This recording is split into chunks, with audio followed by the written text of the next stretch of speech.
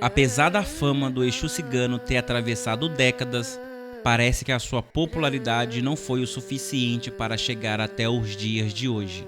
Infelizmente, se tornando uma entidade muito rara nos terreiros de Umbanda, Quimbanda e até no Candomblé. Entidade essa conhecida pelo seu carisma, pelo seu encanto, pela sua dança, pelos seus saberes popular e por sua rápida velocidade em resolver problemas, principalmente sociais e amorosos. E apesar de ser raro atualmente, ainda assim existem médios que incorporam essa entidade e permitem que ela venha e traga todo o seu encanto, toda a sua sabedoria até nós. E você, conhece Exu Cigano? Conhece as suas funções na Umbanda, na Quimbanda?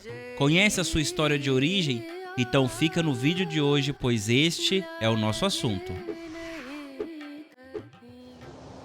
Olá, eu sou Gesley Alves, sacerdote do terreiro São Jorge Guerreiro aqui no Espírito Santo, em Jacaraípe, e venho trazer mais um pouco de informações sobre a nossa amada Umbanda e Quimbanda para você. Se você não conhecia o Exu Cigano, vai passar a conhecer agora, pois é uma das entidades mais aclamadas quando o assunto é banda de esquerda, mas infelizmente se tornou impopular. As pessoas infelizmente não incorporam essa entidade com maior presença como era antigamente, simplesmente por não conhecê-la. E quando ela se manifesta nos terreiros modernos, as pessoas logo jogam ele para a banda de direita como se ele fosse um cigano nômade.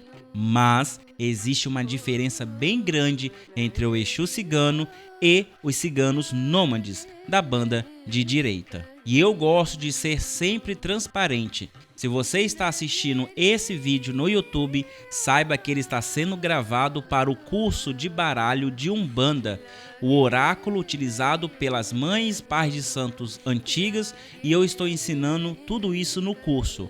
Esse vídeo é para o curso. Eu estou liberando para você em forma de presente para você também conhecer essa entidade e não somente ficar para os alunos lá do curso. Mas se você tem interesse em aprender o baralho que era utilizado antigamente na Umbanda, a sua leitura, como extrair informações desse baralho, não somente sobre a vida da pessoa, mas também sobre o lado espiritual, eu te convido então a clicar no primeiro link no comentário fixado.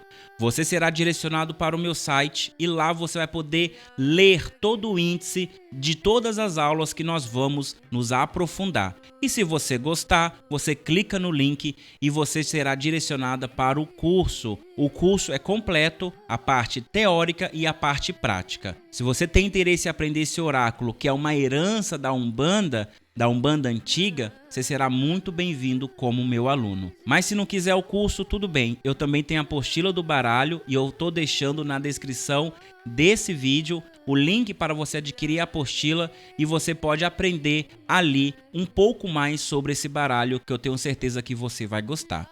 Independente da forma que você irá aprender, o importante é você aprender e resgatar esses costumes, essas tradições da Umbanda antiga. Eu te vejo lá. A falange do Exu Cigano não é uma falange muito extensa, mas é o suficiente para cumprir todas as suas funções. Essa falange, ela surge no reino da encruzilhada e migra para o reino da vaidade, ganhando assim aspectos de tratamento espiritual e emocional, voltado às emoções humanas. Os Exus ciganos, então, eles conseguem tratar questões sociais, que são as questões que o reino das encruzilhadas tratam, e também questões emocionais, que são as questões que o reino da vaidade tratam. Eles são conhecidos pela sua vaidade, pelo seu encanto, pela sua beleza, pelo seu olhar sedutor.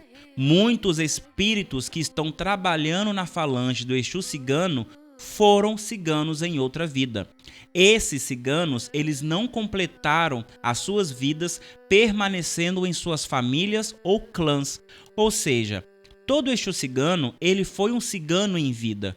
Contudo, ele não se torna um cigano nômade da banda de direita porque ele foi um transgressor, ou seja, ele abandonou a sua família, abandonou seu clã e logo, por causa disso, ele se torna um Exu cigano por causa da quebra da tradição. Muitas são as histórias desses espíritos e nós devemos nos aprofundar em todas elas. No terreiro é fácil identificar um Exu cigano. Ele é mais liberto, ele fala com maior vontade, ele dança, ele canta, ele é feliz. Geralmente não dá sua gargalhada, ele dá uma risadinha marota. Ele gosta de conversar com as pessoas, ao mesmo tempo que ele está dançando, cantando, ele vai e ele vem, ele é despojado. Geralmente trabalham com punhais, com cartas, com a leitura de mão. Eles gostam de sempre ter um lenço, nem que seja amarrado no joelho, na cabeça, no pescoço ou pendurado em suas roupas. O lenço é um instrumento mágico para os ciganos e para esses compadres que estão trabalhando na falange do Exu cigano, é um instrumento poderosíssimo, principalmente para fazer limpezas e desobsessões, assim como o seu punhal é um instrumento de defesa e um instrumento mágico para fazer limpezas, desobsessões e até exorcismos. Costumam beber vinho, suco de fruta, suco de uva e também fumam. É um aspecto muito dessa entidade. Não usam capa, não usam cartola, não usam tridente, não usam bengalas. Eles são autônomos dentro da sua cultura e sempre trazem um pouco dela para a banda de esquerda. Assim como a pombogira cigana tem seus próprios aspectos e nós vemos uma diferença gritante dentre elas e as outras pombogiras, o Exu cigano é da mesma forma. Nitidamente percebemos que ali existe um cigano, um Exu cigano, mas ele não traz tanto da sua cultura para se confundir com o Exu cigano nômade da banda de direita. Nós temos que sempre ter isso em mente. O Exu e a pombogira cigana não participam da gira de cigano da banda de direita. Assim como os ciganos da banda de direita não participam da banda de esquerda como ciganos, como Exu ciganos. São entidades diferentes. Para deixar isso mais claro, vamos lá. Se você incorpora a pombogira cigana, você na banda de direita vai incorporar uma outra cigana na linha dos ciganos. Se você incorpora o Exu cigano, na linha dos ciganos, na banda de direita, você vai incorporar um outro cigano. Não são as mesmas entidades. O Exu cigano da direita cumpriu a sua vida dentro da sua cultura, respeitando o seu clã. O Exu cigano, assim como a pombogira cigana, eles foram transgressores. Eles romperam com a sua família, romperam com o seu clã e foram viver dentro de uma outra sociedade, incorporando novos costumes. E é por isso que eles sempre trazem uma cultura a mais somada à cultura cigana. Esses são os Exus e as pombogiras ciganas. Eu gravei o vídeo contando a história da pombogira cigana e naquela história nós percebemos que como foi a fundição da cultura cigana com a cultura negra. Se você não assistiu, assista. Eu vou deixar no final desse vídeo para você clicar. Agora nós vamos adentrar a história do Exu cigano, uma das histórias que dá origem a essa falange. E eu quero dividir essa história com você porque é uma história que traz muito aspecto do Exu cigano e como ele era lido anteriormente à Umbanda moderna e como essas entidades atualmente se manifestam também. Então vale a pena conferir essa história. Vamos lá? No Rio de Janeiro colonial, assim que virou capital, muitos ciganos foram para lá. Eles não poderiam ficar na cidade devido ao preconceito, mas eles montavam seus acampamentos nas florestas próximas. Em um desses acampamentos morava uma família completa: pai, mãe, avós, filhos e dentre esses filhos, um filho mais velho. Ele já tinha 16 anos, ele já tinha passado da idade de casar e seus pais estavam desesperados querendo que ele casasse logo.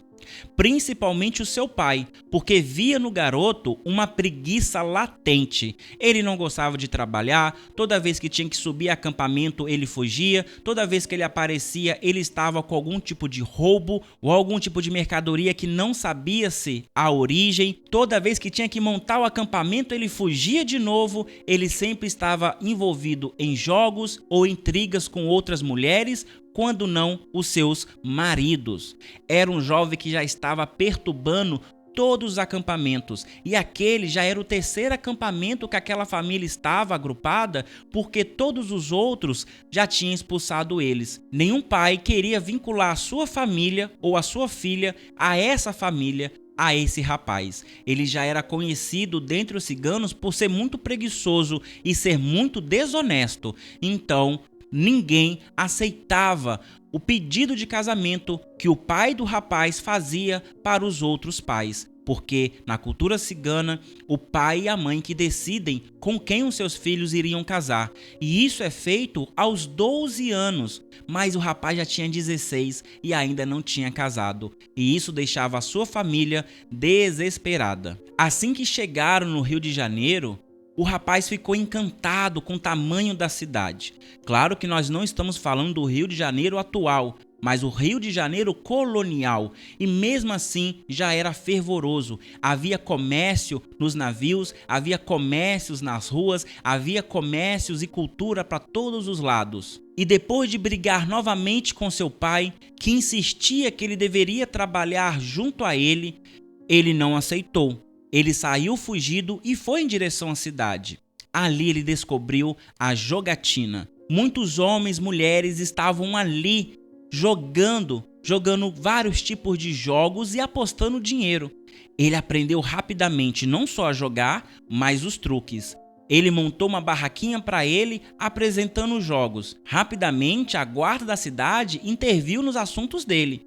Prendeu ele e deram uma boa surra. Ele ficou 30 dias na cadeia e foi liberto, porque de fato ele não tinha feito nada a não ser jogos ilegais. Mas na própria cadeia, dividindo a cela com muitos outros homens, ele aprendeu muitos outros truques e saiu querendo conquistar o mundo. Ele queria enriquecer. Essa é a forma certa de fazer. Ele passou a roubar. Percebendo que muitas madames circulavam pela cidade, principalmente de manhã cedo para fazer a feira, junto com as suas escravizadas ou com as suas damas que faziam o acompanhamento para que elas não fossem vistas sozinhas e serem mal faladas, ele passou a roubá-las. Ele percebeu que ele era extremamente bonito e muito sedutor. Os seus olhos de cor de mel, a sua pele amarronzada, o seu toque aveludado, tudo isso trazia um aspecto perfeito para seduzir aquelas mulheres. Geralmente o dinheiro ficava com a senhoria, mas eram as escravizadas que faziam as compras. Ele seduzia a escravizada ou a dama que estava acompanhando, seduzia a senhorinha. Dizia a ele que veio de muito longe, contava muitas histórias e elas todas derretidas abaixavam sua guarda e quanto menos esperava, ele a furtava. E elas só perceberiam que foram roubadas na hora de pagar as suas compras. E isso quando ele não roubava as joias, que elas só iam perceber quando chegavam em casa. Dessa forma, ele acumulou uma pequena fortuna, mas também acumulou uma péssima fama na cidade. Ninguém mais dava bola para ele. As meninas até falavam: nossa, ele é muito bonito, que pena que não presta, que pena que é malandro. E assim, o seu truque de sedução não funcionava mais. Ele era tratado agora como um vagabundo por onde ele passava. Ainda morando no acampamento com seus pais, o seu pai descobre uma caixa e essa caixa estava repleta de dinheiro e algumas joias. O pai questionava: porque nós ciganos somos conhecidos por ser ladrões, ninguém nos aceita na cidade por causa de pessoas como você. Nós somos uma família honesta, nós somos um povo honesto e você faz isso, pois você vai devolver tudo. E o pai dizia isso com muito ódio no olho, porque ele viveu a perseguição da Europa e por isso que eles fugiram para o Brasil, tentando uma nova reputação. Mas o seu filho novamente destrói essa reputação. E se isso se escalar, provavelmente o acampamento vai ter que ir para outro lugar, porque as pessoas vão atacá-los, as pessoas vão expulsá-los dali. O jovem então concorda com seu pai. Me perdoa, meu pai. Eu vou devolver coisa por coisa. Eu sei exatamente de quem eu roubei. Ele tomou a caixa da mão de seu pai e saiu para a cidade. Antes de chegar na cidade, ele desvia o caminho. Ele vai embora. Ele não volta para o acampamento, mas também não volta para a cidade. Nenhum desses dois locais o entendia. Nenhum desses dois locais queriam ele lá. e ele foi andando, sem rumo, somente com a sua roupa do corpo e a sua caixa de joias. Depois de muito andar, suado, sujo, com sede e com fome, ele encontra uma fazenda afastada. Apesar da sua estrutura não parecer isso, mas havia muitos escravizados, e isso era um símbolo de riqueza.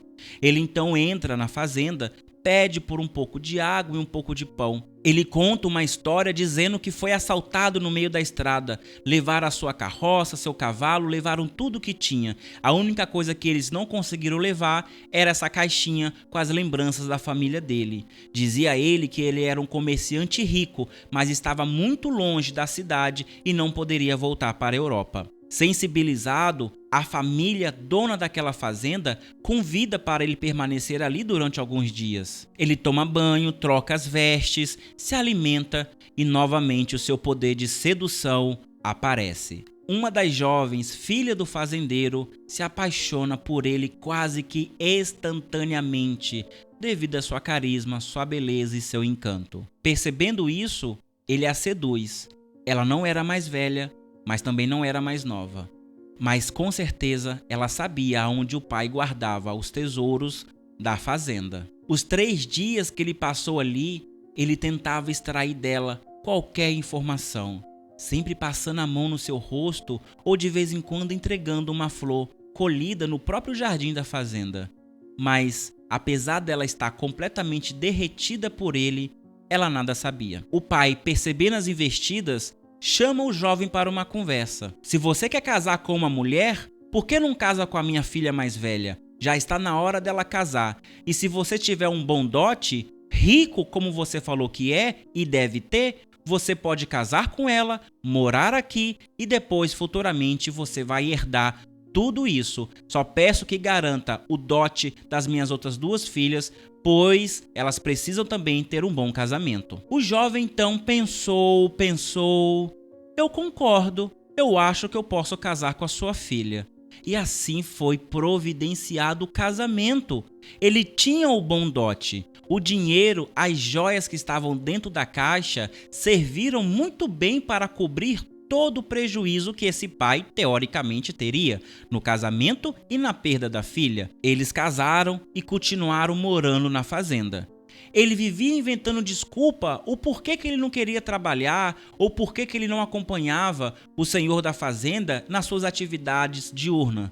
Ele dizia que ele tratava de comércios e o comércio demandava muita estratégia, ele tinha que ir e voltar no porto, mas ele não ia. Ele se escondia na floresta enquanto ele pescava, bebia e comia o que a floresta servia. Mas quando ele voltava, dizia a ele que tinha feito grandes negócios e esse era o trabalho dele. Passou-se um ano e todos acreditavam nas mentiras que ele contava. Ele sempre tinha dinheiro, então não importava. Devia estar dando certo tudo o que ele fazia. E a felicidade somente aumentou quando descobriram que a sua esposa estava grávida. Mas o jovem não estava contente. Ele queria que o homem morresse logo para ele poder herdar tudo. Mas isso não parecia que ia acontecer. A vinda de um herdeiro trouxe mais fôlego de vida para o seu avô e ele continuava viril, forte e saudável. Preocupado, esse jovem então inventa uma viagem. Ele precisa viajar para fiscalizar os navios que estão parados no porto e assim ele o faz, tomando uma outra direção. Ele não quer nem chegar perto do Rio de Janeiro. Mais ao longe, ele encontra então uma segunda fazenda. Opa, essa aqui é mais rica, a casa é maior, tem mais escravizados, tem mais pessoas e essas pessoas aparentemente são mais ricas. E novamente ele aplica o mesmo golpe, contando a mesma lorota e casando novamente com uma outra mulher em outra fazenda. Mas o dono dessa fazenda era muito mais velho. Rapidamente ele iria morrer com certeza. As fazendas são longe e se tudo der certo, ele consegue viver com as 2 famílias continuando a viajar. E realmente funcionou. Não demorou nem 3 meses de casamento e a sua segunda esposa já estava grávida. E por ela ser filha única, a família toda ficou feliz. Todos eles presenteavam ele quase todos os dias. O cavalo dele ficou melhor, a carroça mais moderna, as roupas eram a melhor que tinha disponível nas cidades, a última moda em Paris. Ele estava, sim, subindo na vida a partir da escada da mentira. Mas novamente não parecia que aquele avô iria morrer tão cedo.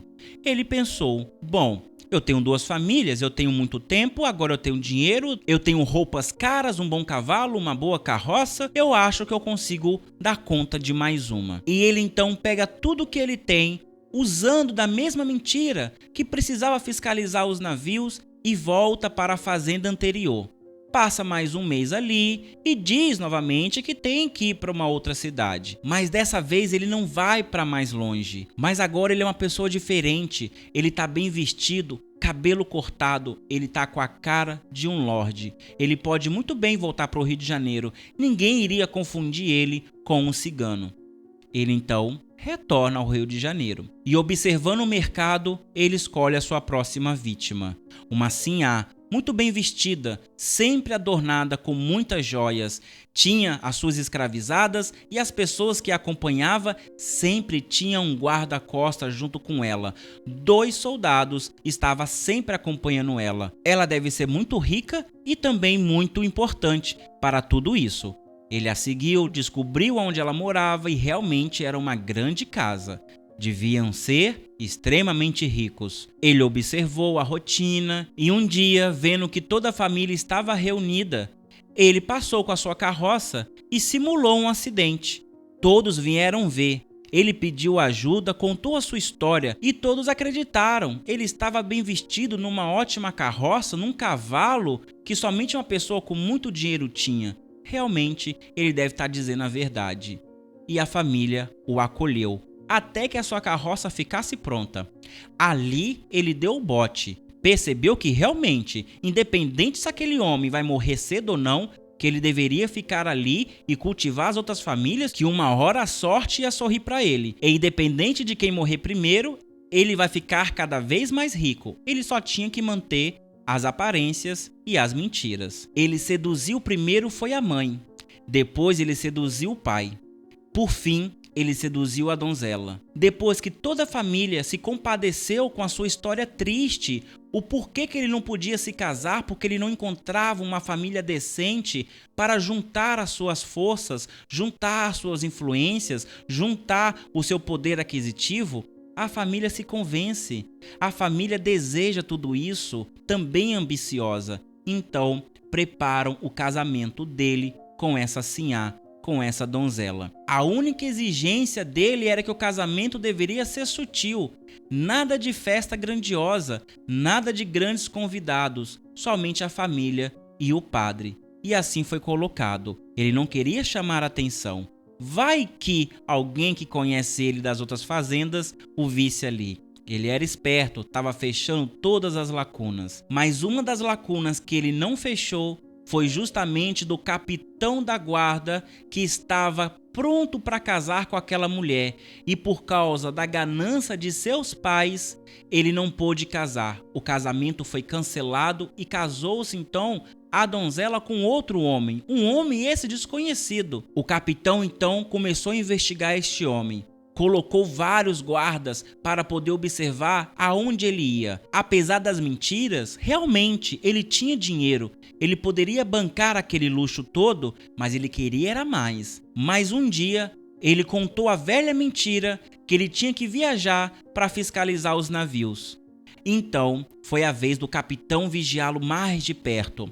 Ele percebeu que aquele homem tinha outros casamentos, pois a rota dele foi nítida. A primeira fazenda, ele passou algumas semanas, viajou para a segunda fazenda, passou algumas semanas e voltou para o Rio de Janeiro. E assim que ele chegou, um grande banquete foi servido para ele. Um baile foi organizado e todos ali queriam saber das suas aventuras. Então, o capitão chamou a atenção para ele, pedindo a voz da palavra, e contou tudo o que sabia, desmascarou aquele homem e, pior, tinha descoberto que ele era um cigano. Então, quando todos souberam que ele era um cigano, todos se escandalizaram. O casamento foi anulado automaticamente. Ele foi expulso a pontapés daquela casa. Ele só não foi morto naquele momento porque a sua mulher estava grávida. E por misericórdia, o seu pai não ordenou que o matasse diante de todos, pois era insuportável saber que um cigano estava naquela casa, que um cigano tinha casado com ela, que um cigano tinha colocado uma semente em sua barriga. Todos estavam envergonhados, com uma sensação de perda. Um luto desceu sobre todos. O capitão pegou ele e levou para a cadeia novamente. Na cadeia ele foi judiado de todas as formas, não só pelos prisioneiros, mas também pela guarda. O capitão tentava extrair qualquer informação que vinha dele, principalmente aonde estava o acampamento cigano que ele tinha vindo e qual que era a família dele, mas nada ele disse. O capitão ameaçava, dizendo que ia até as outras fazendas para contar a verdade,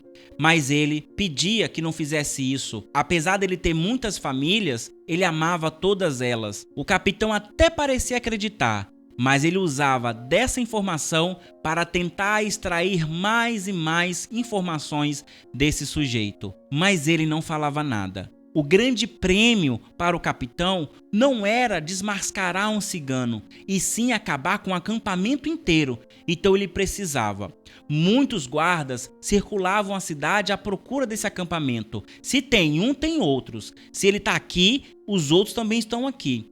Mas o acampamento já tinha ido embora há muito tempo, porque o pai dele tinha contado para o líder do acampamento e, por precaução, já havia anos que eles tinham partido. Mas se tem fogo, tem fumaça, dizia o capitão. Mesmo com a anulação do casamento, o capitão não conseguiu casar com a mulher que ele amava.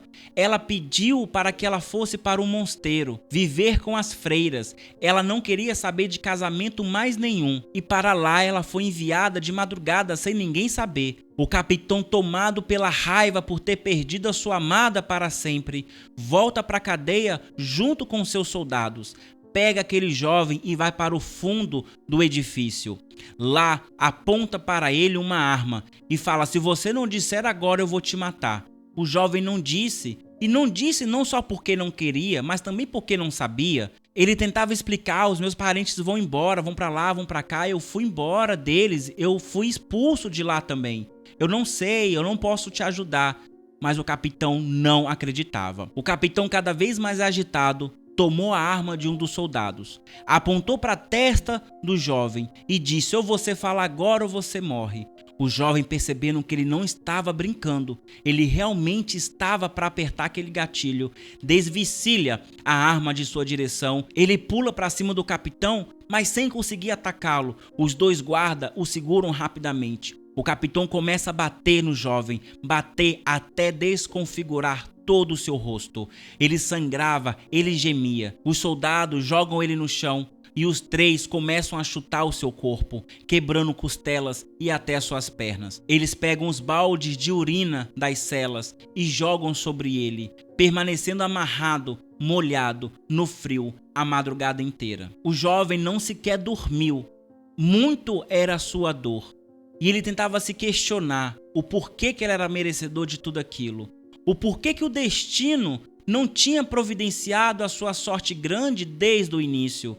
Por que que a sua ganância levou ele até ali? Ora ele dizia que estava certo, ora ele dizia que ele estava errado. Ora ele aceitava o castigo, ora ele questionava por que estava sendo castigado. De manhã bem cedo, alguém cortou as suas cordas. E apesar dele querer muito fugir, as suas pernas quebradas não permitia. Alguém o carregava. Ainda estava clareando o dia. Não tinha ninguém nas ruas. Os guardas na cadeia não estavam se importando. Provavelmente também estavam dormindo. Passou-se algum tempo, ele acordou deitado em uma cama. Assim que ele acordou, ele reconheceu o quarto. Ele estava na fazenda do primeiro casamento. Aquela que não era muito rica, mas tinha o suficiente para viver bem. Ele escutava barulhos por trás da porta. Ele estava sozinho no quarto e percebeu que estava amarrado na cama. Então começou a chamar, com a sua voz doce, a sua amada. Quem entra no quarto, então é o pai, desesperado e raivoso. Disse ele que tinha descoberto tudo. Devido ao seu sumiço, eu fui atrás de você e eu descobri tudo o que acontecia lá no Rio de Janeiro. Você é um mentiroso, você é um cigano e você não contou para nós. A nossa família vai entrar em desgraça se todo mundo descobrir que o meu único neto é um cigano também. Eu preciso acabar com você. Eu preciso sumir com você. Você não pode mais existir aqui neste mundo, senão a minha família vai entrar em desgraça. Dava para se ouvir lá fora no corredor as mulheres gritando, desesperadas, chorando, e até choro de criança. Provavelmente o neto estava em desespero também devido à situação. Aquele avô pegou um punhal em mãos, olhou para o jovem amarrado na cama e disse: o problema de vocês é que vocês não trabalham. Se vocês trabalhassem, vocês iriam descobrir muitas coisas. Existem muitas formas de matar um homem sem deixar rastro. Você está todo quebrado. Um furo a mais, um furo a menos, não fará diferença nenhuma. Assim como para matar um porco, enfiamos um punhal em seu coração, assim será sua morte. Como um porco que você é, como porcos que são o seu povo, eu vou dar essa dignidade para você, te matarei como um porco.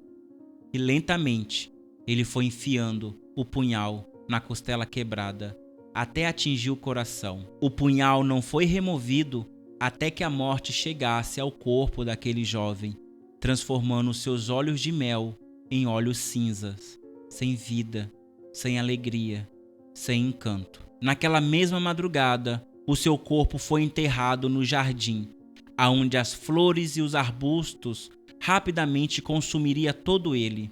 Ninguém descobriria. Afinal, ele fez questão que ninguém soubesse que ele casou. Afinal, ele sempre escondeu a sua identidade. Ninguém vai o procurar. E se o procurar, dizemos que ele morreu e não tinha outro lugar para enterrar, senão no jardim que ele tanto amava. O jardim passou a ter belas flores, e aquelas flores passaram a decorar cada vez mais aquela casa, que crescia e que prosperava por causa da fazenda. Diziam que o espírito daquele homem habitava aquela casa, que o seu espírito cigano abençoava aquela família, pois mesmo com ódio, devido à sua morte, ele tinha entendido que a sorte tinha sorrido na primeira oportunidade, mas foi a ganância que levou ele a mentir, a mentir, a mentir, até que tudo tivesse ruído. Ele procurou seu próprio destino, mas devido ao amor a seu filho, que tinha herdado os seus olhos e o seu encanto, ele continuava abençoando aquela família, aquela fazenda, prosperando-a, deixando eles cada vez mais ricos, dando o destino que ele tanto queria. Essa história, ela fala da ganância, ela fala da pessoa que quer a vida fácil, da pessoa que quer o bom destino, mas não vê as oportunidades que estão diante dela. Assim também foi para este rapaz, que nasceu com muitos bons atributos, beleza, encanto, uma família honesta, que queria o seu bem, bom destino, mas ele não soube aproveitar, tudo por causa da sua ganância, de querer cada vez mais, de provar para alguém alguma coisa que nunca foi lhe cobrado. Esse espírito chega num guaié, no umbral, pois o seu desejo sempre foi individual. Somente no final de sua vida ele percebeu que estava lutando somente por questões individuais, não vendo a necessidade do outro, não vendo as sociedades, as famílias que estavam sendo afetadas devido às suas decisões individuais, às suas decisões egoístas. Esse sentimento leva ele para um guaié, e lá ele é resgatado, sendo levado para a cidade de Cangaruçu, a cidade espiritual. Ele então é convidado a se tratar. Ele passa por diversas curas emocionais e sociais. E quando ele se depara com as questões sociais que o reino da encruzilhada traz, ele então se apaixona.